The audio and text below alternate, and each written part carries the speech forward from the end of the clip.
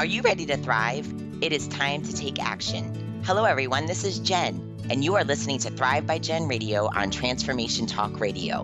What is the result of thriving? Body confidence, mind fulfillment, and soul synchronicity. Tune in to hear about these elements and the scientifically and spiritually proven action steps to stand in confidence, love from within, be unstoppable in fulfilling your dreams, and create synchronicity so you can flow toward abundance and love. Hear real stories that will inspire you to take action today and be a catalyst for positive change in this world through creating your own Thrive life. Let's do this. Feel empowered and ignite your soul with Thrive by Jen Radio starting now.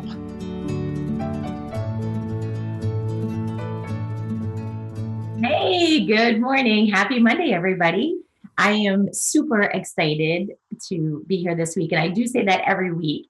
But I have two top coaches with me joining me. We have Cledra and we have Meshell Baker. And we're going to talk about today that we all have 86,400 seconds in a day. And what kind of got me thinking about this was, besides the fact that through coaching, we have our own personal stories. We've all decided that we have these, what to do with these 86,400 seconds and maximizing them, but in a healthy way.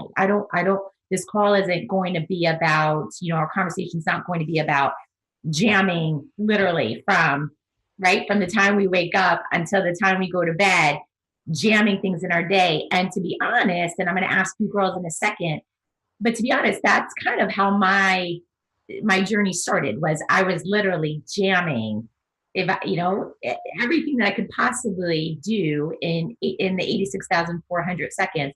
And what got me to thinking one day is I would look at very successful people and write success leaves clues. So I would say, the one thing that we all have in common is we all have the same time in a day. And that's right. So it got me for me to make some changes, and in turn, I share that with the world.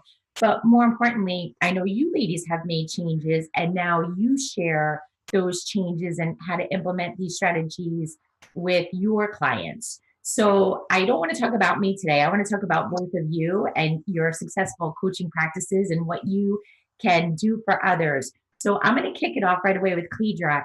And Cledra, share with me a little bit about, just so our listeners can get to know you, who you are, what you're about, a little bit about your own personal story and your 86,400 seconds. Absolutely. Well, good morning, everyone. And Jen, thank you so much for having me on. I just love the work that you're doing. So I am the founder and owner of Healthy Boss Ladies, where I'm passionate about helping women of faith release weight and overwhelm in order to step into the bigger things that God has for them. So that's my passion. That's my heart space. And those are the women that I absolutely love to help transform and have them go into all that God has. So that's a little bit about what I do in terms of the passion. You want me to continue with that? The passion of it. Okay. So the way this whole thing started was really with the unraveling of a life that I had planned. I found myself heavier than I had ever been. I had literally doubled in size through the tragic end to a pregnancy. I found myself divorced in a big house, just wondering how the heck did I get here? Because like you said, Jen, I followed the success leaves clues, and I really mistakenly believed I was running this thing called my life. And so I was humbled, and that was a major turning point and a pivot where I realized that I didn't own the 86,400. So for me, the major shift was a posture of surrender. And I do that every single day of my life. God, not my will, but thy will. And I create that space to hear, what is that will? And then after that, I go on to invest the 86,400. I love that. Did you share with us a little bit about the emotions when you were, you're running through your day, when you don't surrender, right? From your perspective, you're running through your day. How did you feel? How did that leave you?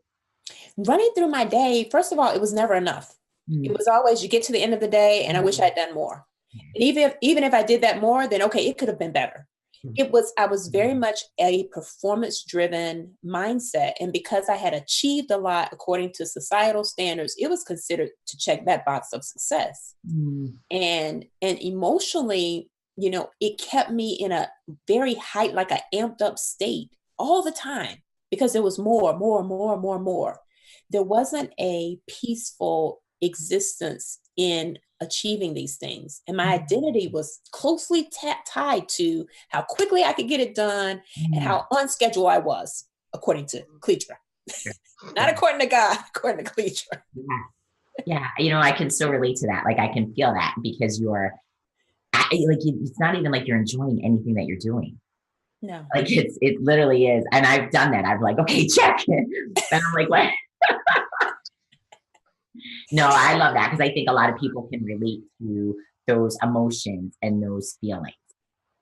Absolutely. I call it the gold star life. It's like you do something good, gold star, yay! It's just constant external validation that because I got that gold star and people can see that I achieved whatever, then that must be good. Gold star for Cledra. Sure. And it's exhausting. It was exhausting. Sure. Very exhausting. Yeah. Even though the applause was there, it was exhausting. Yeah, I love that. Meshell, share with me. Same thing. I want to know about you, and I want to know about what was your turning point? Did something happen, or did you have that aha moment of like, I can't do this anymore? Well, first, I just want to say thank you also for being here. Thank you. Love Cledra. Love you both. Like, I'm a goosey. So you know how you say you get goosies? I have become a goosey. Just sharing space with you two ladies. This is a blessing. So my turning point came when I was 20 years old. I made a mistake that I was incarcerated. And so then I got out and I recognized immediately I didn't want to go back. So I did everything. I became the good worker. I became the good person. I became the go-to person for everyone. I couldn't, as Cledra mentioned, get enough in my day. I wanted to be everything to everyone except myself. And I was doing. And I looked up in my early 40s and I had the house, I had the job. I had gotten a undergraduate. I went and gotten my MBA. I had a fiance. I had all the stuff and I was absolutely miserable. And then when I paused and I looked and I was exhausted, I think my ankle broke and I was at home and I was sitting there and I was like, why am I so miserable? And I was gaining weight again because now that was my knee jerk. Whenever I'm miserable, I start to eat it. And I recognized that I had created my own prison by believing that if I did all these things that I didn't even know what the things were. I was just following the societal cues of what success is. And never having asked anyone, never having vetted or validated it. So my 86,400 seconds were given to everyone outside of me.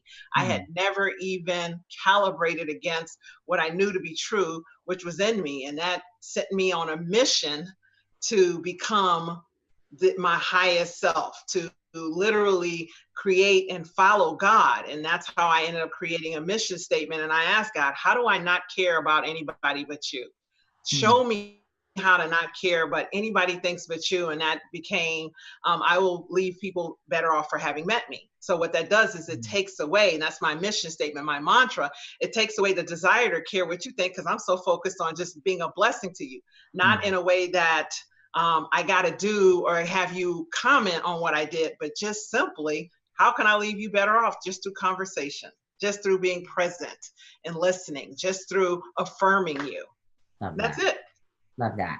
So when you share with me a little bit about, because you had a major life altering experience and coming out of incarceration, did you have that emotion of like, I got, whether it be whatever you call it, let's call it making amends, or let's call it do good, or do good over and beyond, like making up for your actions. Did any of that come through? Yes.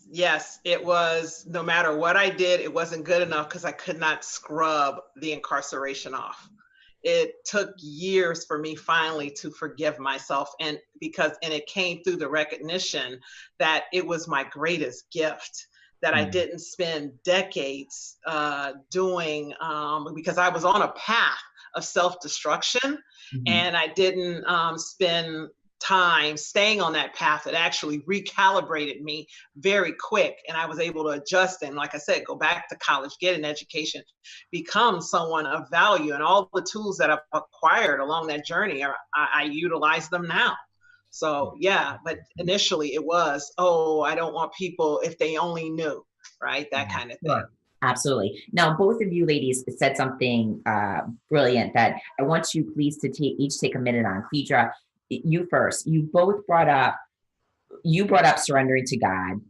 Meshell, you brought up, what can I do more value, what as far as giving, but again too, you brought God into the equation.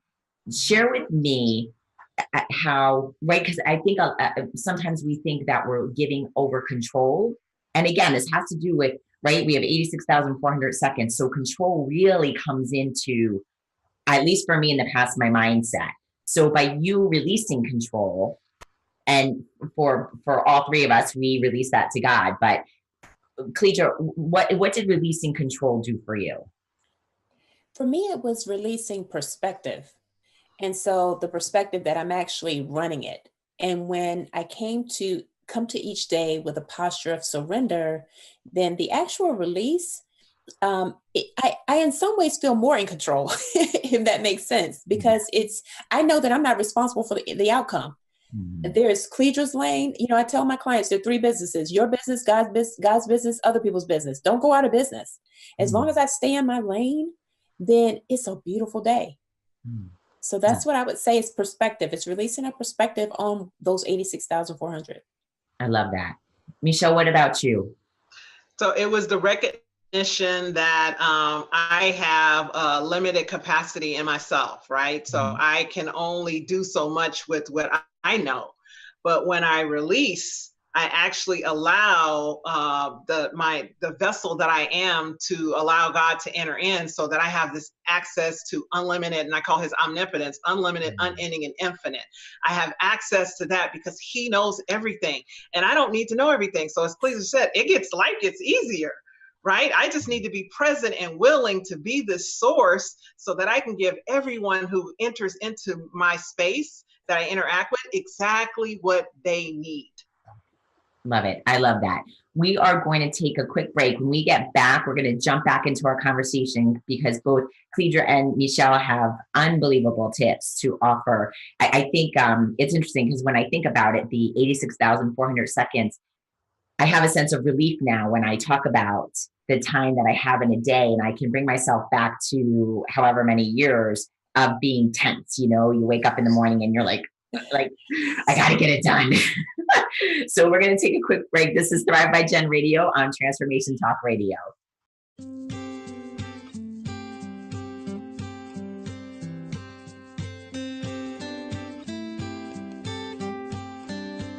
Hey, welcome back to Thrive by Jen Radio on Transformation Talk Radio. I have the absolute pleasure today of speaking with Cledra Gross and Meshell Baker, two top coaches in the industry of really helping you change your life. I mean, it's I know change is a scary word, but that's where a coach comes in and has can play a huge role and a big benefit. In fact, coaches even have coaches, right? When taking ourselves to the next level. And I just want to dive right back in. We're talking about, you know, we all have 86,400 seconds in a day, and all three of us have come from personal experience of really just not living as joyful of a day as we do now. And then in turn, we want to do that for our clients. So Meshell, let's start with you. You have shared with me, and I want you to share with everybody else, is why is creating a mission statement so important to your seconds in a day? Well, a mission statement has been something that I've utilized with pretty much everyone I work with and people that I speak to, and it helps you to create a guiding light. It's like your North Star. So what it is, it's a way for you to quickly and succinctly know how to recalibrate yourself to being of value. right? So being of value comes from a place of love, and love is abundant and infinite and never ending, because again, love is God, right? And the other is scarcity. So when I'm looking at what I'm not getting or didn't get or don't have or they did, and I'm comparing and I'm competing, I constrict. And all I can see, my eyes narrow, and all I can see, it just gets smaller and smaller until I focus in on something that's causing me pain or misery and disappointment. So my mind gravitates to that. Whereas when I'm leading with value, when I'm starting out my day with a sense of, I get to bless everyone I meet, it is exponential, and you leave people better off, and you're not always going to get or receive back from the channel that you've given. But trust me, when you put out so much value, it must come back to you. That's the law of reciprocity, right? And it has worked throughout I've been doing this for over 2 decades, and I still get comments from people who will contact me via Facebook, who'll see a video, who haven't seen me in 15 plus years, and say, you are the same now as you were then. You always left me better off. I always felt good. There was nothing I wouldn't tell you that you didn't find a positive to. And that's the value, how you leave people with the hope that there's something better. And it just calibrates me not to see scarcity or pain, but to see value in every situation, circumstance, and person. I love that. So share with me. So the mission statement, is that something that, let's say, I can create for myself, but that's my North Star for the day, so it can bring me back? Let's just say that all of a sudden, my friend posts something really not nice about me on Facebook, and I get I start wasting my 86,400 seconds thinking about, why did she do that? Is that what that mission statement is for also, right? But also my accomplishments throughout the day. And it's a mission statement that in your mind, it becomes like this mantra, right? So what you'll do is, when you recognizing that, again, someone who has said something that is causing you pain, it's because they don't know you, right? It's deciding and recognizing that they don't know your mission. They haven't had a chance to engage with you. It's social media, right? So the process that you go through is just to not just create the statement, but there's also other things that there's a download that goes with this, but remind you along the process that it's about you deciding that this is who you're going to be. Now, that doesn't change who anyone else is going to be. It only changes how you interface and interact with your external world, no matter what. And that's what'll keep you, and becomes the habit where, again, you begin to attract more positive and valuable and possibility into your life. Awesome. I love that. Cledra, you said something so interesting in the beginning. You said about surrender and surrendering your day, right? I share with everybody, what does that mean? And let's take it a step further, because I'm excited to hear, because I kind of feel that this is something that some of us are battling. Let's go back to my example of, my girlfriend says something not nice or whatever. Social media is so rampant nowadays with political posts. You know what I mean? It could be anything. So, but you get because I feel like surrender is part of that. Absolutely. It is part, and that is a key word. So I so appreciated everything Meshell said when she said how you relate to the external factors. So the way I pick the surrender up and the continuation of that is recognizing that your relationship to the external begins with a thought. So your girlfriend has this post. What your thought about it is where you have to wake up. What are you thinking? Okay. And so that thought, the post itself is neutral. Okay. Our thinking gives it the polarity of whether it's good or bad. So if we then start to judge the girlfriend or judge that comment and then take it in to mean something, then that's choice. And so the way I picture this is like an apple tree with my clients. So they'll usually come to me, they'll say, let's say the result is exactly your example. These posts are all about me. I can't believe that this political climate is getting me all anxious. And so what I'll do is go to the root of the tree. The anxiousness, which is your result that you're creating in your life, begins with the thought. Hmm. And so if you can ground that thought in, one, they have a right to post whatever. I have a right to unfollow, delete, or mute. Hmm. Okay. Because our thinking then leads, if we're going up the tree, the trunk of the tree, the way I like to demonstrate it, that's how you feel. It's all related to the thought. So if you saw the person, or I love what Meshell said, the value that's it's neutral. Yeah. And now I get to decide if I want that in my space or not. So then if I just allow it to be neutral, then the feeling is neutral. I have no need to engage with her. So then what does that do? My action is, you know what? I don't want to see that right now in my life. So I proactively, as opposed to being in a reactive state for my life, I proactively, maybe temporarily unfollow. They have the unfollow for 30 days. Yeah. Maybe that's what you need to do to get on the other side of the election. Yeah. Yeah. So then the feeling, the fruit then becomes peace. But it's because you woke up to the initial thought. So that's what I would like to share with everyone. If you can wake up to the thought as opposed to the fruit, the app, everyone wants to focus on change the fruit, change the results, and point to someone else. If you would just not do that behavior, then I wouldn't have these results. That's not true. I love that. Yes.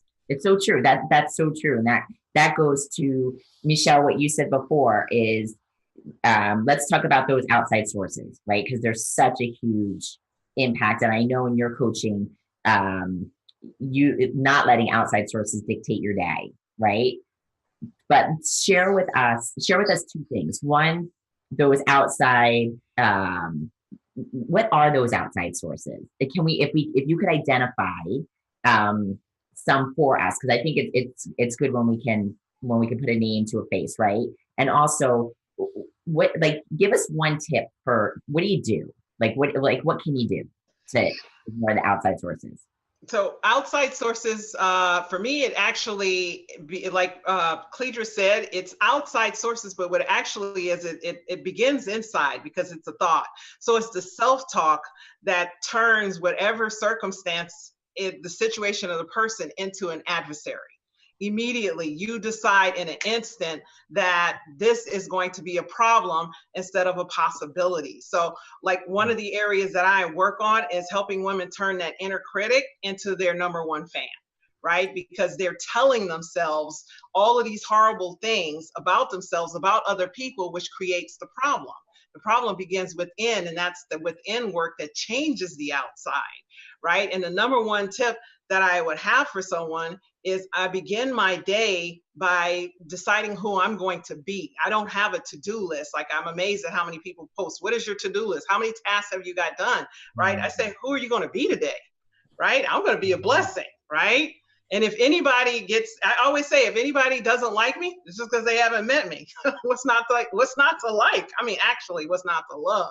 Seriously, since my desire and intent is to be a blessing, then it just is a miscommunication if that's not what you've experienced. And I would love the opportunity to rectify that. I love that. So I hear both of you sharing, having those outside sources, but it starts on the inside.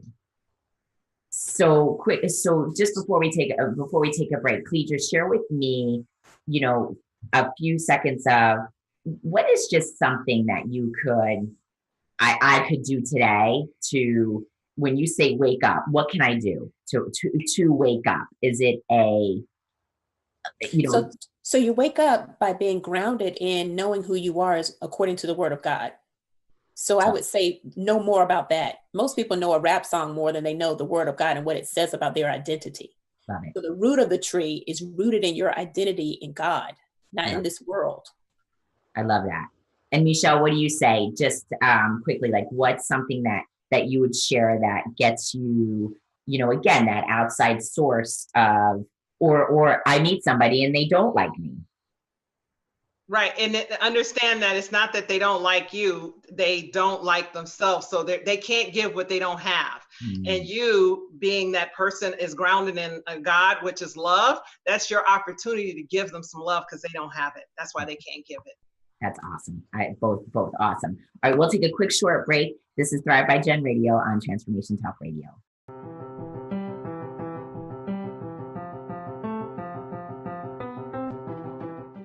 Hey, welcome back to Thrive by Jen Radio on Transformation Talk Radio.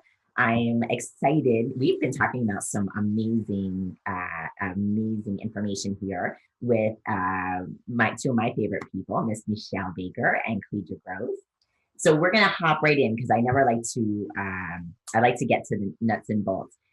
Meshell, let's start with you. I would love to hear some real life testimony because you both have shared, which is amazing. You both shared personal experience on what you've had to do, but share with me some client testimonials about, transformations that have happened or realizations that have happened. The first client I can think of that comes to mind is I remember I had a woman who heard me speak and she just came up and she was crying. And we worked together and all she could ever do was say, I'm sorry. Like, almost every statement she made ended in I'm sorry. And I kept asking her, why are you apologizing? Right? And then she would start crying.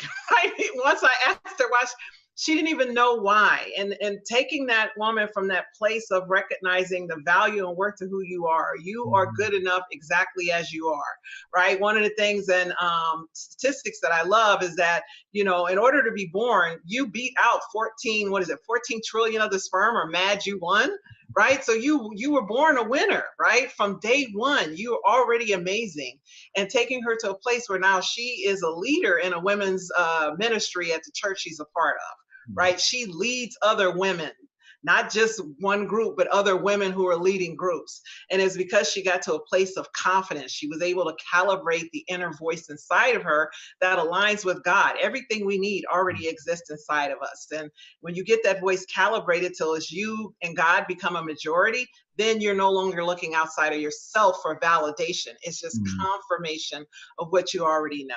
So that's one of many examples. The I'm so sorry is so huge. And again, just to bring this back for our listeners, when we get caught up in sort of what you ladies are saying in the sense of our self-talk being influenced by outside sources, our environment, that's the stuff that eats up our 86,400 seconds. That's our point here for the conversation is that this is all stuff, because it really is stuff that takes away valuable time for us. So I love that. But just quickly, and we don't have to go into the reason, but the I'm so sorry, right? That's just something we need to stop. Right? We just need to stop the whole, like, I used to do that. I'd start with an email. I'm sorry that I can't make it today. Right. I'm sorry that, I was in a car accident and my neck really hurts and I can't make it. It's crazy, right? It's absolutely crazy. And the interesting part is that the I'm so sorry is a quick statement and it's actually preceded by a lot of thought about the sorriness. Right. And followed by a lot of thought about the sorriness. So I saw something and it said, if someone gave you $86,400, right, to invest every day, and then somebody took 20 from you, would you chase the 20 or would you continue to invest the $86,380? And what we do is somebody will say something or do something that's last about 20 seconds and we will keep giving more money. We will spend the rest of our $86,380 chasing the 20. Absolutely. I've totally done that. I've totally done that. Cledra, share with us. I would love to hear what's a real life, what's something that you've coached somebody through, because I can relate to, and we'll talk about it later, but I can 100% relate to both of your clients. So share with me, what's something that you've experienced that you've helped somebody go through? I love what Meshell said, the time you spend. So most of my clients come to me because they want to lose weight. And again, that's the fruit of the tree. That's the result. And so client that comes to mind, I remember I had at that point lost 70 pounds. And so she was like, I want to lose 70 pounds. I believe you're the coach for me because that's the exact number I want to lose. So that was her reason, right? And so after working together and introducing the thought tree to her, she I helped her see that there are two ways that we invest every day. And I hope the listeners really wake up to this. You're either investing in love on the love side or the scarcity side, the painful side. And she was spending a lot of time in thinking that the other side of these 70 pounds, there was just going to be this blissful state of life. And that is so not true. It's so not true. And so what we were able to do is really get to the core of it. She really wanted to switch the way she was spending her career. She wanted to switch. She wanted to become a coach. She wanted to become an author. And now she's both of those things. And the side effect, she released the weight. Amazing. But it began with the way she was investing her thought life, her internal life. Amazing. In that lack, and I'm not enough, and I'm not, if I can only get thin, then everything would show up for me. And it's just not true. I love that. I completely can relate to that. I was obese. I was an obese child and then once I thought I resolved, right, my obesity in my 20s, all I really did was, like you said, took care of the fruit and didn't really get to the root of the issue. But both of you bring up, can we talk a little bit about real life examples or real life coaching or real life issues? You both mention scarcity. And I don't know if I always feel like scarcity is something that gets a little confusing because we really think you both said it. You both said where we focus on, I guess, on the outcome, right? Or not really the outcome or what we want. And what we want, then things get better. Or what we don't have, then things will show up. So Meshell, can you give us just some real life, a little bit about, because you said it with 86,380, right? We chased the $20.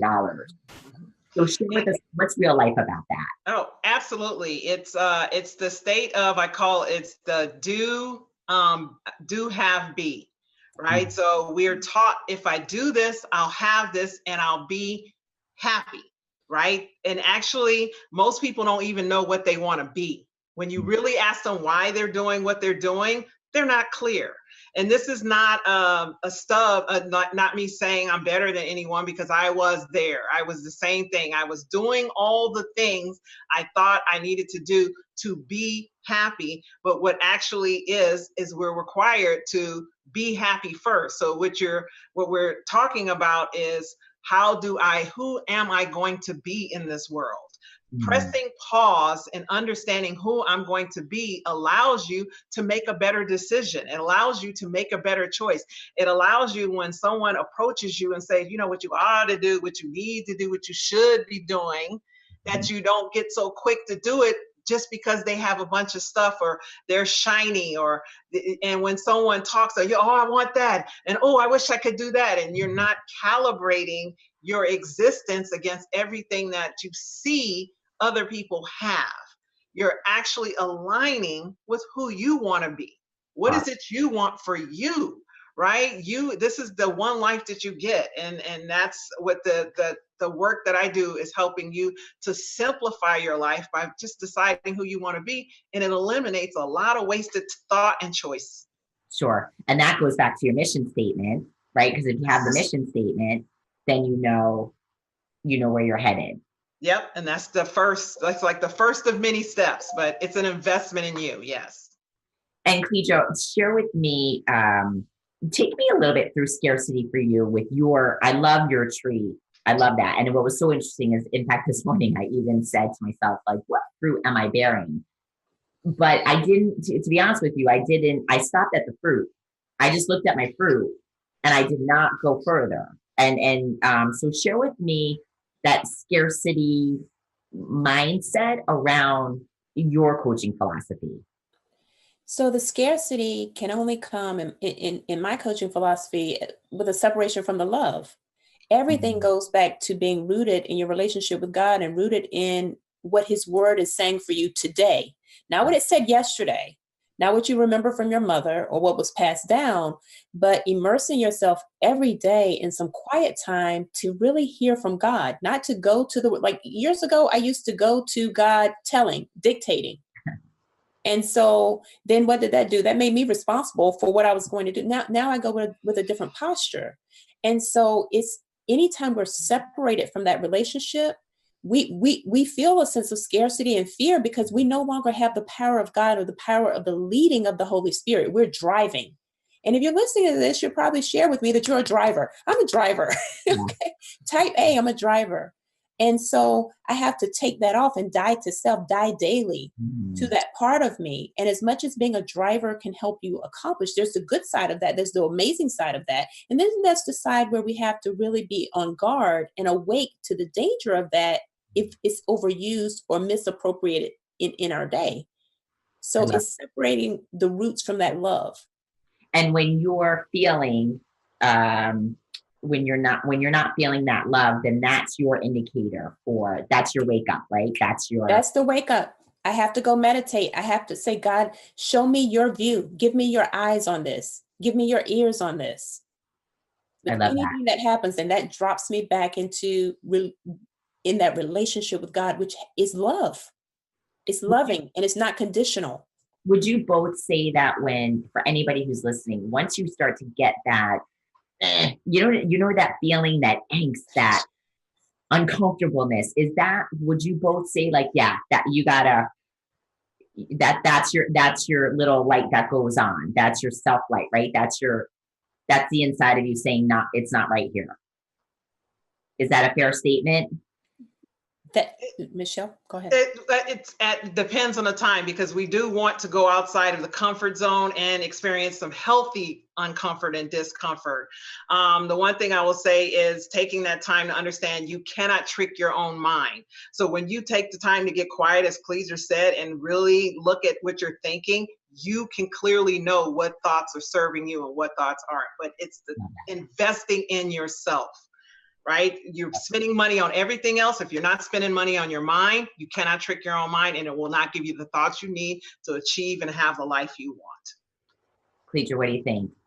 I will say that it's a leading. If you get that, I got to do it right now, that's you. If it's a whisper that's peaceful and you act on it, that's the spirit.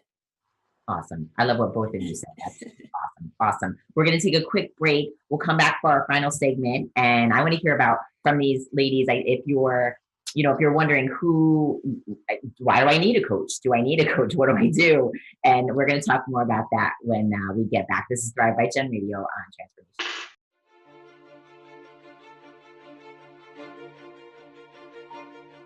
Hey, welcome back to Thrive by Jen Radio on Transformation Talk Radio. So I would love to hear, Cledra, we'll start with you. I want to hear about, people listening, like, why do I hire a coach? What happens? What do you do? So share with us a little bit. Why should we go to your website and sign up with you as a coach? What I would say is that life coaching changed my life, literally, which is why I became one. And so I would say, look at your life. And if your life is producing fruit that you aren't enjoying, then that's the reason to go to Cledra.com. Because, and if you have tried strategy and started with program after program, you've joined weight loss programs, hired different trainers, and you still have fruit that you're like, how am I still at this weight? How is my life still in this shape? Then it's time for a different approach. And so those are my clients. They have exhausted all of the 30 days, lose this and come to this for 2 weeks and do that and go hard and eliminate this. And, that's the client. And, the thing that I would like to really get across is that I keep a coach. So if it's not me, make sure whoever you hire has a coach. I immerse myself in growth so that what I give is of the highest value and quality. I love that. Meshell, what about you? Well, first I want to pour grace. Anybody listening to this, I want you to ask yourself, do you know anyone who knows everything? And do you know everything? And the answer is always going to be no. So once you come to that awareness and understand you don't know everything, you don't need to know everything, and that what successful people do is they circumvent trying to figure it out. They go and hire someone who has succeeded at where they want to succeed. And we're not taught this, and it's okay not to know this, because I came from a group of people who tried to figure it out, and they just kept telling each other what to do, what you ought to do, need to do, have to do, and no one actually actually knew. No one had actually succeeded. So we all stayed in the same place until eventually I got exhausted and asked a better question. So what a coach does, a coach is that success, right? So as Cledra said, one, you want to validate that your coach has a coach, and you want to validate that they have succeeded or are succeeding at what they're coaching you on, right? And move forward. It'll help you circumvent. You're still going to have the hurdles and obstacles and make the mistakes, because who does it perfect the first time or amazing the first time? Or it takes time, right? Repetition is the mother of skill. And this is just the support to get you there, get you further, faster. It's an investment in yourself. If you heard me say earlier, your mind knows what you've invested in it. It'll give you exponential return when you invest in it. And truth is, and both of you, please answer this question. This doesn't happen overnight, right? So there's no, so someone hiring, so anybody that's listening is really just, it's more, if you're seeing results or seeing some change, right? Or connecting with your coach. This is a journey, a process. Cledra, you first, right? Is this truth? Absolutely, which is why I love to use the apple tree. I surround myself with things that are growing, because you don't plant the seed and go get the fruit on the same day. That's why I use that analogy, that we have to be planted, and then there's dirt that's covering us. It doesn't feel good. It may feel isolating. In fact, it will feel isolating. And then there's that part where the seed has to crack open. And that's why I love the analogy of the tree, because to get to the tree, you first begin with a seed. And that seed has to be placed and planted in an environment that cultivates and nurtures that seed. And no one can do that for themselves. Like Meshell said, who can do all of that? I can't eat, I eat, sleep, breathe this. And I still have a coach who tells me what I tell other people, because you can't do all of that. You can't put the dirt on you and grow you and water you and do all you. It's ridiculous. Okay. Yeah. I've done it. Trust me. Epic fail. Okay. So no, there's no, and I don't care all the Miracle Grow marketing out there. You may be able to accelerate, but some of this process is just that process. Yes. Yes. That you have to go through. That you have to grow through. Yes. Meshell, would you say that we don't have to give it a number, but the concept itself is, I know me personally, I look at who I am in December as compared to the January before. Have I grown? Have I changed? And then I set, my sights on what the next year is going to look like. Is that a fair, is that what our listeners should be thinking about if they're not doing that? That's what a coach helps us do. A coach will absolutely help you do that. What also helps, you want to grow, if you want to go further, faster, you get with a coach who has a community. So what happens is your mind makes decisions based on external stimuli, based on what it already knows. And when you're in a community, you're getting feedback from numerous amount of people, which gives your mind more ways to give you the results. So it processes what it knows. And when you're hearing feedback from numerous people on how they've succeeded and how they've overcome and how they keep moving forward and how they, in the spite of the circumstances, that your mind will go, I can do it too. Because if you're in this community, you belong there, right? Right now, if you're struggling, it's because your mind only knows struggle. It doesn't have a reference outside of the struggle. And this is where, as your question is, yes, it does take time, and you can excel and move further, faster when you start to look at how you're investing that 86,400 seconds. And I choose to not only have a coach, but also be part of communities where I have amazing conversations. So again, it's absolutely, and again, God can do in an instant what you can't do in a lifetime. Start asking him. Just don't look for the results. Say, where would you have me to do? Who would you have me to place the people I need on my path for my purpose, and just walk away and allow. Yeah, I love that. I love that. Because, right, it's that saying, birds of a feather flock together. And you have to really look at your flock, right? If you have to take a little bit of a summary of who's around. In our last minute, ladies, share with me, Cledra, how can our listeners get in touch with you, get a hold of you? Okay, I keep it simple, Cledra.com. So Cledra, my first name, .com. Facebook, I'm the only Cledra. So that's where you can find me. I love that. Meshell, where can our listeners find you? In the same way, you can catch me at meshellbaker.com, meshellrbaker.com.